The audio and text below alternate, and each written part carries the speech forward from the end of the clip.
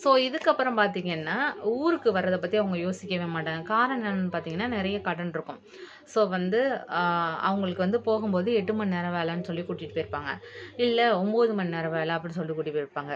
அங்க போனதுக்கப்புறம் தான் தெரியும், வேலை நேரம் வந்து 12 மணி நேரம், 13 மணி நேரம், 14 மணி நேரம், 15 மணி நேரம். சில பேர் வந்து இயர்லி மார்னிங் 5:00 வந்து எந்திரிச்சு வேலைக்கு போவாங்க. நைட் 11:00 வருவாங்க. இடையில 1 ஹவர் பிரேக் அந்த மாரி விடுவாங்க. அப்போ வந்து வொர்க்கிங் ஹவர்ஸ வந்து நீங்க கணக்கு பண்ணிக்கங்க. ஸோ இந்த மாரி தான் பார்த்தீங்கன்னா, சில வெளிநாடுகள்ல வந்து ரொம்ப நடக்குது. வளர்ந்த நாடுகள்ல பார்த்தீங்கன்னா, ஓரளவு வந்து கட்டுக்குள்ள இருக்குன்னு தான் நான் சொல்லுவேன். ஏன்னா வந்து நம்ம வந்து கம்ப்ளைண்ட் பண்றதுக்கான ஆப்ஷன் வந்து நிறைய நாடுகள்ல, வளர்ந்த நாடுகள்ல இருக்கும். சில நாடுகள்ல பார்த்தீங்கன்னா, நம்மனால வாயே தொறக்க முடியாது. ஏன்னா அவங்க சொல்லிருவாங்க, "உனக்கு வேலை செய்ய பிடிக்கலன்னா கேன்சல் பண்ணிட்டு போயிரு" அப்படின்னு சொல்லுவாங்க. கேன்சல் பண்ணிட்டு போயிட்டு, ஊருக்கு வந்து நம்ம என்ன பண்றது? நம்ம ஆட்கள் என்ன பண்றது? பணம் கட்டிட்டு போயிட்டு, ஊருக்கு வந்துட்டு என்ன பண்றது? நகைய